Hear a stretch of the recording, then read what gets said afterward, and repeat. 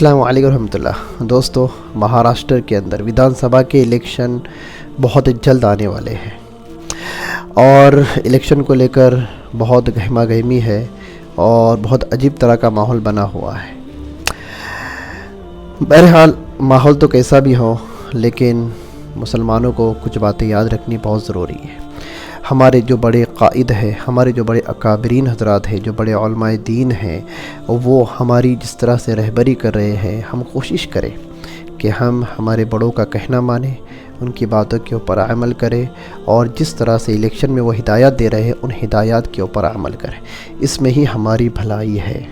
گرچہ ہمارے اکابرین کی ہدایات پر عمل کرنے میں ہمارا ذاتی نقصان بھی ہوتا ہے، تو ہم اس ذاتی نقصان کو برداشت کر لے، لیکن جو مفاد عامہ ہوتا ہے، اجتماعی مفاد ہوتا ہے، اس کو مد نظر رکھیں۔ دیکھنے میں آ رہا ہے کہ الیکشن کو لے کر پوری امت مسلمہ ایک ہو چکی ہے، پوری امت مسلمہ متحد ہو چکی ہے، لیکن ہمارے جو قائدین ہیں وہ منتشر ہو گئے ہیں۔ جی ہاں، دیکھنے میں آ رہا ہے کہ ہمارے بہت سارے مسلمانوں کو سیٹیں مل رہی ہیں۔ ایک زمانہ تھا کہ بڑے بڑے دگج ہمارے جو مسلم نیتا ہے، مسلم جو قائد ہے، ان کو سیٹیں نہیں ملتی تھی، لیکن آج دیکھنے میں آ رہا ہے کہ جو چھوٹے موٹے قائدین ہیں ان کو بھی سیٹیں مل رہی ہیں، اور ایسی پارٹیاں ان کو ٹکٹ دے رہی ہے کہ ہم گمان بھی نہیں کر سکتے کہ ان کو کیا ضرورت آئی کہ یہ مسلم نیتاؤں کو، چھوٹے موٹے مسلم قائدین کو یہ لوگ سیٹیں دے رہے ہیں۔ اس کی وجہ کیا ہے؟ مسلمانوں کو یہ سمجھ نہیں آ رہی۔ مسلمان تو یہ بھرم میں کہ ہاں ہمارے آدمی کو، اپنے والے کو ٹکٹ مل گیا، ہمارے آدمی کو امیدواری مل گئی، تو ابھی ہم کو اس کو سپورٹ کرنا چاہیے، اس کو ایسا کرنا چاہیے، اس کو چلانا چاہیے، اس کو ووٹ دینا چاہیے۔ یہی مسلمانوں کا بھرم۔ مسلمان یہاں پر فیل ہو جاتا ہے کہ آپ جس کینڈیڈیٹ کو دیکھ کر خوش ہو رہے ہیں کہ اس کو فلاں پارٹی کا ٹکٹ ملا ہے، لیکن آپ یہ نہیں دیکھ رہے کہ اس کو ٹکٹ کیوں دیا گیا۔ اس کو ٹکٹ دیا گیا ہے مسلمانوں کے ووٹ یا تو توڑنے کے لیے یا تو ڈیوائیڈ کرنے کے لیے۔ جی ہاں، دیکھنے میں آ رہا ہے کہ جہاں پر پتہ ہے کہ اس کینڈیڈیٹ کو چلایا جائے گا، وہاں پر سامنے والی پارٹی کسی مسلم کینڈیڈیٹ کو سیٹ دے رہی ہے، ٹکٹ دے رہی ہے۔ اب اس سے کیا سمجھ میں آ رہا ہے؟ اس سے یہ سمجھ میں آ رہا ہے کہ جو ہماری مخالف پارٹیاں ہیں، جو اسلاموفوبک پارٹی ہے، میں کسی کا نام نہیں لے رہا ہوں، جو اسلاموفوبک پارٹی ہے، ہر کوئی جانتا ہے کہ اینٹی مسلم پارٹی کون سی ہے۔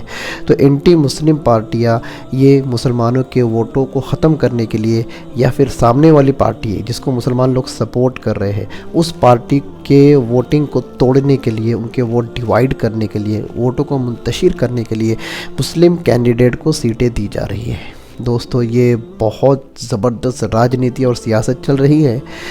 اس کو سمجھے، اس کو وہ لوگ بھی سمجھے جو نچلے لیول پر ہے، اور وہ لوگ بھی سمجھے جو بڑے بڑے عہدوں کے اوپر ہے، جو قائدین ہیں، جو نیتا لوگ ہیں، اور جو سیاسی سوجھ بوجھ رکھتے ہیں، سیاسی شعور رکھتے ہیں۔ ان لوگوں کو سوچنا چاہیے کہ یار اتنی زیادہ تعداد کے اندر مسلم کینڈیڈیٹس کو امیدواری کے ٹکٹ کیوں دیے جا رہے ہیں؟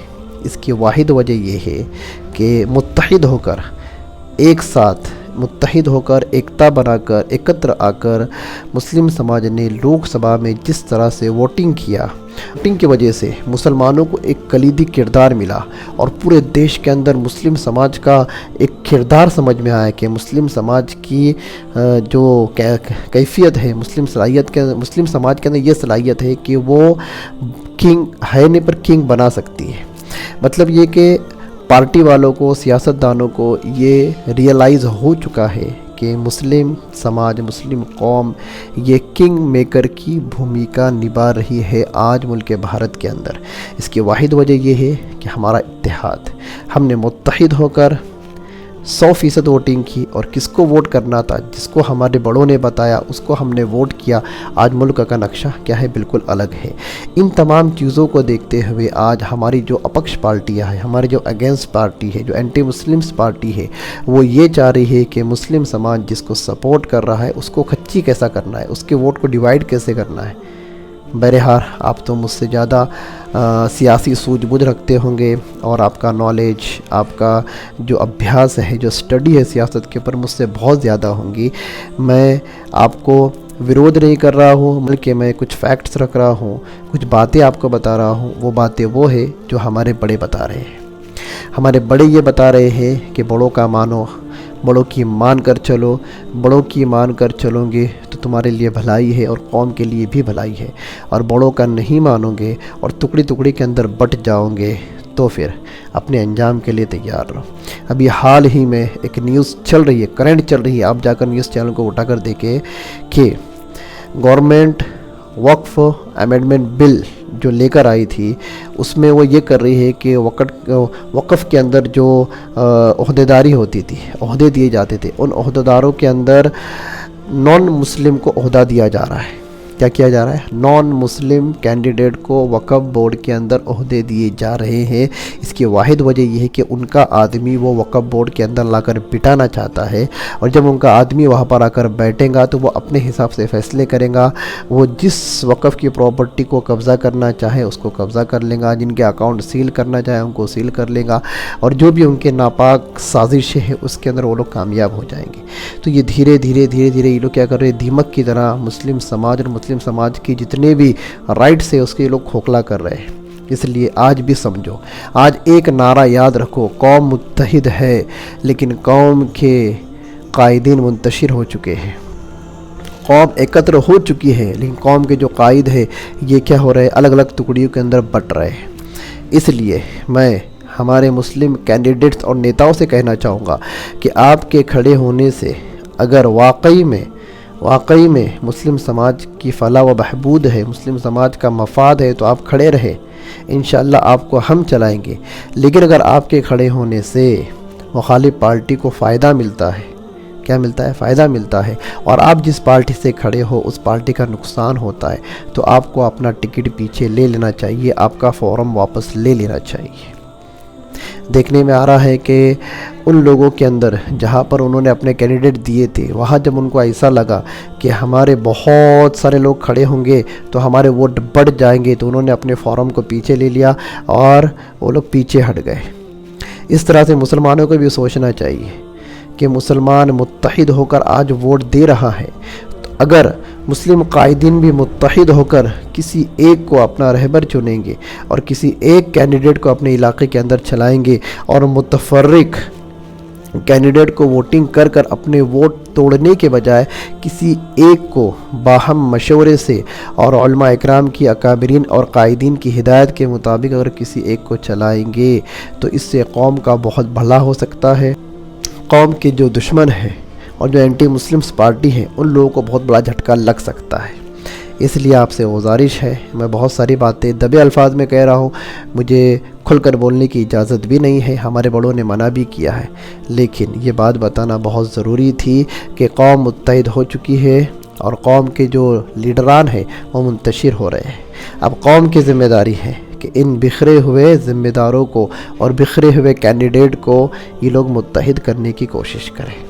اورنگ آباد کے اندر تو بڑی عجیب خبریں سننے میں آ رہی ہے کہ ایک امتیاز جلیل کو گرانے کے لیے بہت سارے کینڈیڈیٹ میدان میں آ چکے ہیں۔ کیا ضرورت تھی؟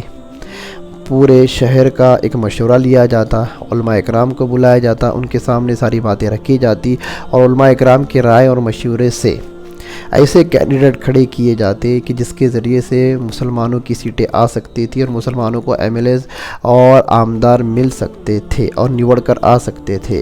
اگر علماء اکرام کے باہم مشورے سے اگر کچھ طے اگر کرتے تو ماحول الگ ہوتا، نقشہ الگ ہوتا، لیکن آج جو نقشہ جو نظر آ رہا ہے الیکشن سے پہلے اور جو چہرے نظر آ رہے ہیں، ان چہرے کو دیکھ کر تو یوں لگ رہا ہے کہ ان کو زبردستی کھڑا کیا گیا ہے تاکہ مسلمانوں کے ووٹ ڈیوائیڈ ہو جائے، منتشر ہو جائے۔ ایک شعر کے اوپر اپنی بات ختم کروں گا۔ ایک ہو جاؤ تو بن سکتے ہو خورشید مبیں، ایک ہو جاؤ تو بن سکتے ہو خورشید مبیں، ورنہ ان بکھرے ہوئے تاروں سے کیا بات بنے۔ امید کرتا ہوں بات سمجھ میں آئی ہوں گی۔ دعا میں یاد رکھے، مسلمانوں سے گزارش ہے کہ 100% ووٹ کرانے کی فکر کرے اور ووٹ ان کو دے جن کو ہمارے بڑے بتلا رہے ہیں۔ اب سوال یہ پیدا ہوتا ہے کہ ہمارے بڑوں نے کیا بتلایا، ووٹ کس کو دینا ہے؟ تو اب تک ہمارے بڑوں کی ہدایت آئی نہیں ہے۔ جب بھی ہمارے بڑوں کی ہدایت آئیں گی انشاءاللہ ووٹنگ سے 1 یا 2 دن پہلے آپ کو بتلا دیا جائے گا۔ تب تک کے لیے انتظار کریں، دعاؤں میں یاد رکھیں، اور خاص طور سے مسلمانوں کی ایکتا کے لیے دعا کریں، اور خاص طور سے مسلم نیتاؤں کی ایکتا کے لیے دعا کریں کہ اللہ تبارک تعالیٰ ان کو بھی متحد کرے اور قوم کے حق میں ان کو نفع بخش بنائے۔ آج کے لیے اتنا ہی، پھر ملتے ہیں اگلی ویڈیو میں، تب تک کے لیے خدا حافظ، اللہ حافظ، السلام علیکم ورحمۃ اللہ وبرکاتہ۔